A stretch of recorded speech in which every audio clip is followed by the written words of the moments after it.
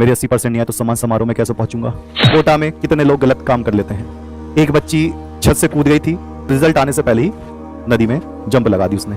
फिर एक आते नेगेटिव ओवरथिंकिंग वाले, इनकी तो हद्दी मचा दी इन्होंने तो। नेगेटिव ओवरथिंकिंग वाले चलते चलते का हो भाई, और काले हो रहे हो तुम, पढ़ाई पे ध्यान भी नहीं है आजकल तुम्हारा। अरे यार मैं तो एक तो पहली बात तो काला, दूसरी बात मेरा पढ़ाई पे भी ध्यान नहीं है। मेरा अगर फेल हो गया तो घर वाले कैसी शादी कराएंगे मेरी, और अगर गलत तरीके से शादी हो गई मेरी, गलत जगह शादी होगी तो मैं क्या करूंगा, मेरी जिंदगी खराब हो जाएगी। ये निगेटिव ओवरथिंकिंग है। हुआ कुछ नहीं है, सोचे जा रहे हैं, सोचे जा रहे हैं। यार पेपर में फेल हो गया तो, मेरे अगर 70 में से 65 नंबर नहीं आए तो, मेरे 80% नहीं आए तो सम्मान समारोह में कैसे पहुंचूंगा। तो पहली बात मैं बता दूं, कभी भी इस बेस पर ओवर थिंकिंग वाले ही डिप्रेशन में आते हैं। तो ओवर थिंकिंग से बचना है तो प्रेजेंट में जी लो बस। प्रेजेंट में ये काम है, करना है, ठीक है, काम खत्म, खाना है, ठीक है, ये करना है, ठीक है, ओके डन।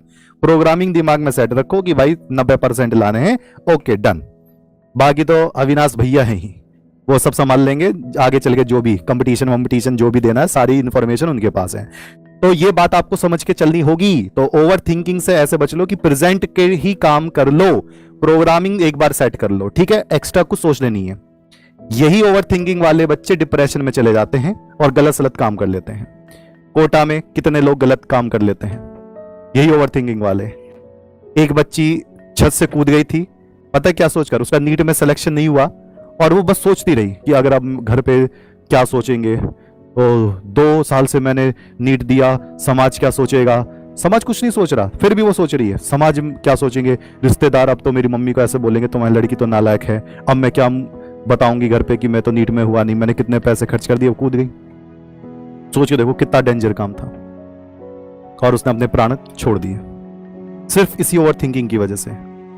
और घर वाले कह रहे थे कि हमने तो आज तक कभी ऐसा कुछ कहा ही नहीं इससे।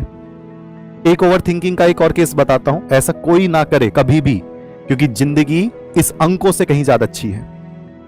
ये अंक आपके जो परसेंटेज है, 90 आ जाए, 95 आ जाए, 80 आ जाए, 85 आ जाए, इट्स ओके, कोई नहीं। मेरे खुद 70% है भाई, 70% है, 75% आ जाए, लेकिन अभी मेहनत करो।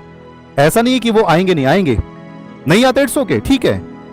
एक बच्चा अपना पेपर एग्जाम वगैरह देकर आया और उस बच्चे को, ये इलाहाबाद की बात है, इलाहाबाद में गंगा नदी संगम किनारे पुल है, वो उसका रिजल्ट आने वाला था। अब वो उस रिजल्ट को आने से पहले ये सोच कर बैठा हुआ था ओवरथिंकिंग, यार मैं तो पढ़ने में अच्छा नहीं हूं, और मैंने सबसे बोल दिया कि मैं टॉप इस बार बहुत अच्छा पढ़ाई करूंगा और टॉप करूंगा, और अब कैसे करूं, अब मैं घर जाऊंगा तो घर वाले कैसे देखेंगे, रिश्तेदार कैसे देखेंगे। और रिजल्ट आने से पहले ही नदी में जंप लगा दी उसने, अपने प्राण छोड़ दिए। जब उसका रिजल्ट आया तो अपने क्षेत्र में टॉपर था। किस बात की ओवरथिंकिंग? क्योंकि वो किस में जी गया, फ्यूचर में, जबकि फ्यूचर उसे खुद नहीं पता क्या है। क्या पता फ्यूचर में आप राजा रानी की तरह जियो, बहुत शानदार तरीके से जियो, लेकिन आपने उसको दिमाग में ऐसा प्लान बना लिया, ऐसा ओवरथिंकिंग सेटअप बना लिया, ऐसा डिप्रेशन कनेक्ट कर लिया कि वो सब बर्बाद हो गया। तो मैं पहली बात, और एक बार ये समझ में आई हो तो जय हिंद लिख देना, पहली बात प्रेजेंट में जियो, प्रेजेंट में मस्त रहो, शानदार टॉपर बनो, मस्त रहो, काहे टेंशन ले रहे हो। और जब भी कभी ऐसा फील हो तो मुझसे बात कर लो, काहे टेंशन ले रहे हो, इस बात की है ही नहीं कोई भी एक भी।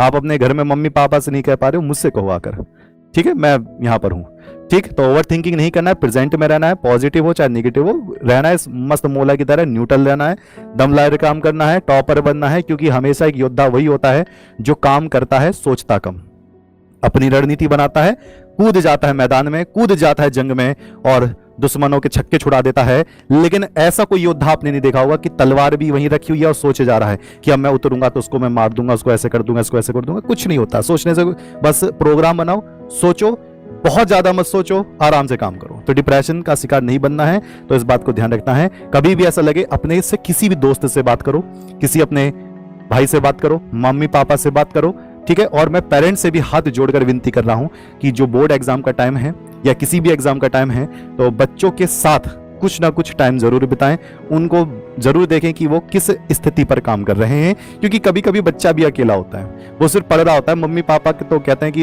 ये तो पढ़ाई का काम है, हम क्या जाने जी, हम तो पढ़े लिखे नहीं है। तो पढ़े लिखे नहीं है तो इसका मतलब ये थोड़ी ना कि बच्चों को बिल्कुल ही पढ़ाई के लिए अलग कर दो कि जाओ तुम अकेले कमरे में पढ़ रहे हो, पढ़े ही जा रहे हो ना। तो वो चीजें पूछती कि क्या चल रहा है पढ़ाई में, कौन पढ़ा रहा है, कौन है, सामने देखिए, बैठिए, तो अपने आप ही चीजें अच्छी होगी, अपने आप ही चीजें बेहतर होगी। नहीं तो मैं यहां पर हुई, आप परेशान बिल्कुल भी नहीं हो। कमेंट करके मुझे बताना कि आपने विदाउट ओवर थिंकिंग कितने परसेंटेज सोचे हैं और इस पैटर्न को इस्तेमाल करके आप कितने अच्छे नंबर ला सकते हो। 18 जनवरी से RW ट्यूशन क्लासेस पर आपके एग्जाम, जो बोर्ड एग्जाम है, उसके लिए पेपर लॉन्च होने वाले हैं। एक जबरदस्त बैच, उसमें आपका स्वागत रहेगा। तो कमेंट करके मुझे बताना आपकी ये सारी परेशानी कितने दिन में खत्म हो जानी है, अगर है तो। नहीं है तो बहुत शानदार बात है। ठीक है, मिलते हैं, तब तक के लिए नमस्कार, जय हिंद।